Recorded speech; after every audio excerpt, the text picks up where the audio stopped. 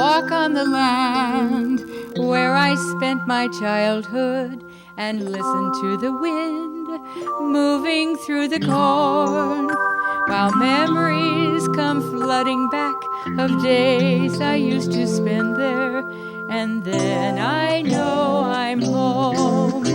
My dad farmed the land. I would drive the tractor and ride my pony Blackie out to fetch the cows. Dad didn't talk much.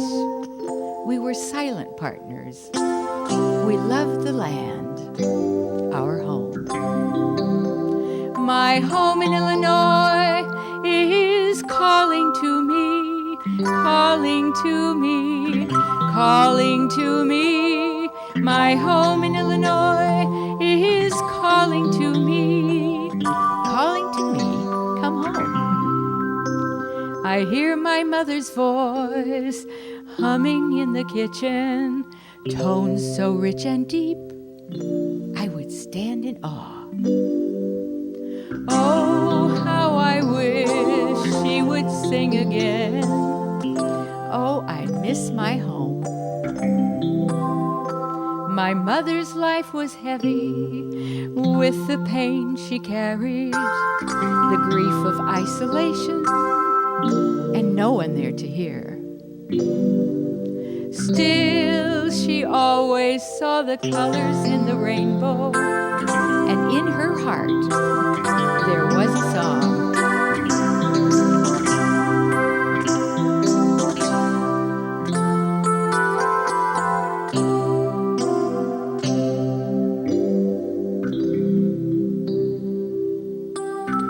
I wonder what she thinks, if she hears me now. For the music in my heart, it really comes from her. She was always proud of her little girl, and I, at last, of her.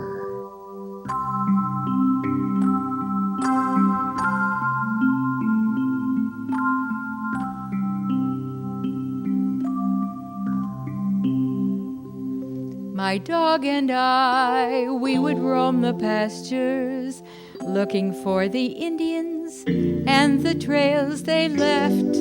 What a rich and peaceful place to grow in. Oh, I miss my home.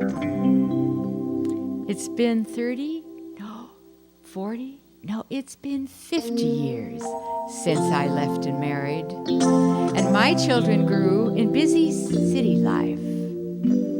I've always hoped they would come to love it, the land that is our home. My home in Illinois is calling to me, calling to me, calling to me. My home in Illinois is calling to me, calling to me. Come home. I'm coming home. I am. After 46 years in the Midwest and 2 husbands, I moved to Berkeley, California, and received a master's degree in clinical psychology, expecting to be a healer in the world. Instead, I began a profound spiritual journey inward, initiated by the heartbreaking separation from Ed Jackson, a Reichian therapist, a man I had come to deeply love, a man I recognized as my soulmate.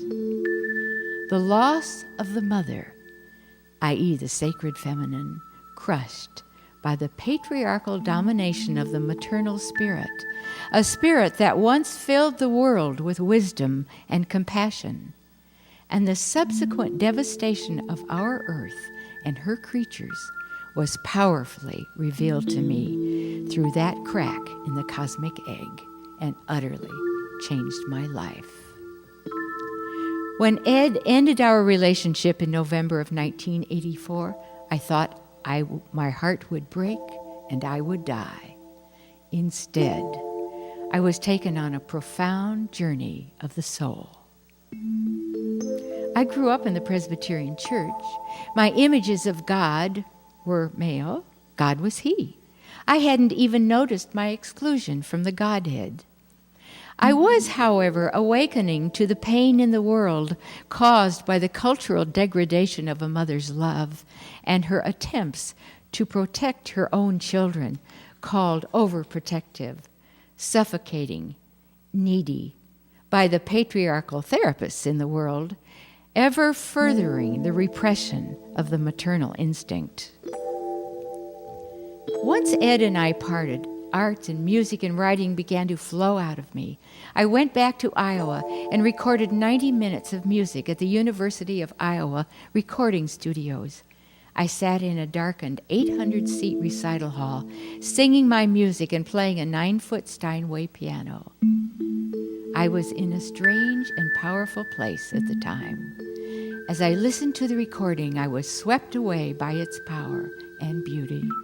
I had found my voice. I wanted this voice to go out into the world. Thus my CD, Oquakeek Speaks, the Words and Music of Mother God, came into being. Returning to Iowa, I, who had never been an artist, continued to paint large archetypal paintings, complete with titles and sometimes verses, never correcting a painting, not knowing what I was painting until I saw it before me on the page. One of my first paintings was a life-sized, colorful figure, arms outstretched, bare breasts and feet, called the Renaissance woman. Her feet planted firmly on the ground, her breasts and womb for all to see, her left hand holding the moon and stars, her right arm, strong and earthly, her motherly side, cutting through the chaos as she rises up out of hell. It reflected my own journey so vividly.